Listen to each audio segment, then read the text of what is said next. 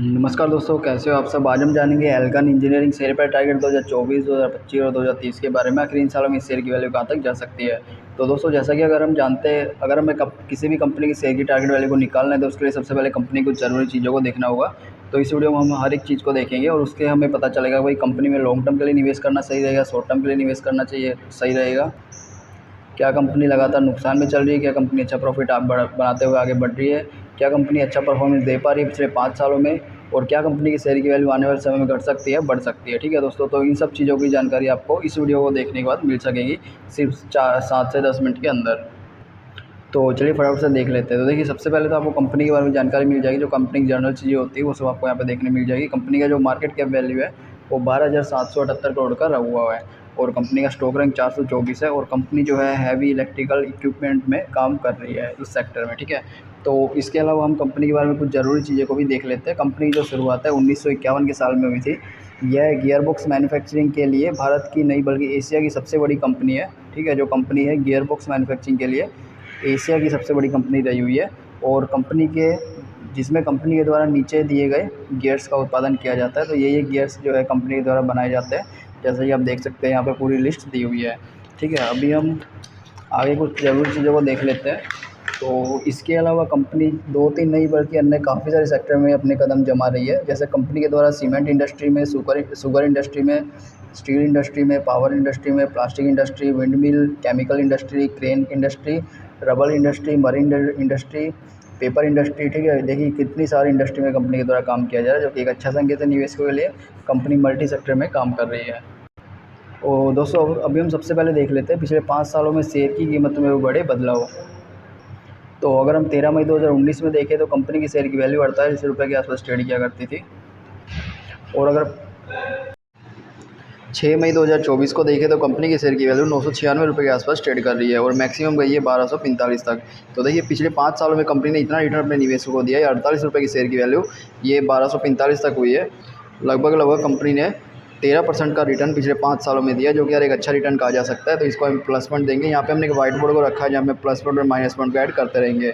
तो जैसा कि हमने देखा भाई कंपनी ने अच्छा रिटर्न दिया, तो इसको हमने एक प्लस पॉइंट दे दिया है। उसके बाद हम देखते हैं पिछले 5 सालों की कंपनी की फाइनेंशियल रिपोर्ट, क्योंकि दोस्तों हमें ये भी जानना होगा कि भाई कंपनी कैसा क्या रेवेन्यू और प्रॉफिट को बना रही है। तो अगर हम 2019 में देखें तो कंपनी के द्वारा 1294 करोड़ का रेवेन्यू बनाया जा रहा था और नेट इनकम 70 करोड़ की बन रही थी। और अगर 5 सालों के बाद देखें 2023 में, तो कंपनी का रेवेन्यू 1200 से बढ़ के हो गया 1500 करोड़ और नेट इनकम 70 करोड़ से बढ़ के हो गई है 237 करोड़। तो देखिए, इसमें कितनी अच्छी बढ़ोतरी देखने मिली है कंपनी की फाइनेंशियल रिपोर्ट में, जो कि एक प्लस पॉइंट है। तो इसको भी हमने एक प्लस पॉइंट दे दिया है। उसके बाद हमें देखना पड़ेगा कंपनी की संपत्ति में होने वाले फेरफार, यानी कंपनी के जो एसेट्स होते हैं जिसकी मदद से कंपनी रेवेन्यू को बना रही है। तो इसमें क्या फेरफार हुए हैं। तो 2019 में देखिए तो कंपनी के पास 2165 करोड़ की संपत्ति हुआ करती थी 2019 में, और अगर 2023 में देखें तो 2165 से घट के ये हो गई है 1729। मतलब कंपनी की जो संपत्ति है उसमें लगातार गिरावट होती हुई देखी जा सकती है, जो कि एक अच्छा संकेत नहीं माना जाता। तो इसको हम एक माइनस पॉइंट देंगे, क्योंकि दोस्तों अगर कंपनी की संपत्ति में गिरावट आ रही तो इससे कंपनी की रेवेन्यू सोर्स भी कम हो सकता है, जो कि एक अच्छा संकेत नहीं होता। अभी हम देखते हैं पिछले कुछ साल में कंपनी के द्वारा दिया गया डिविडेंड, क्या कंपनी अपने निवेशकों को डिविडेंड दे रही है। तो यार बिल्कुल दे रही है। कंपनी 2023 में डिविडेंड दिया 2 बार, 2022 में 2 बार दिया और 2021 में भी डिविडेंड दिया। और ये दी गई डिविडेंड की आप वैल्यू को भी देख सकते हैं, जो कि एक अच्छा संकेत है, क्योंकि अगर कंपनी लगातार डिविडेंड दे रही है तो कंपनी ज़्यादा प्रॉफिटेबल होने की ओर भी संकेत करते हैं। उसके बाद हम देखते हैं कंपनी का शेयर होल्डिंग पैटर्न। तो सबसे पहले देखें तो आता है promoter holding, total promoter holding, यानी कंपनी के द्वारा की गई होल्डिंग। कंपनी ने अपने शेयर की 59% की होल्डिंग अपने पास रखी हुई है, जिसमें से कंपनी ने 5.29% की होल्डिंग जो है बैंक में गिरवी रख दी है और बाकी जो बचे शेयर है वो कंपनी के पास रहे हुए हैं। ठीक है, जो कि एक अच्छा संकेत है, क्योंकि कंपनी ज़्यादा मात्रा में इसको स्टॉक को बैंक में गिरवी नहीं रखा गया। 5% ज़्यादा कोई मात्रा नहीं कही जाती। ठीक है, इसको अभी हम एक अच्छा संकेत मान सकते हैं। उसके बाद है म्यूचुअल फंड के द्वारा 1.30% की होल्डिंग, एक अच्छा संकेत है।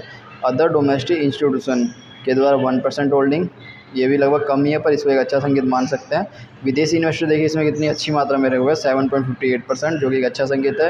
रिटेल इन्वेस्टर 30%, जैसे कि हम जानते हैं अगर रिटेल इन्वेस्टर कम मात्रा में तो अच्छा माना जाता है, तो 30% लगभग एक अच्छी मात्रा कही जा सकती है।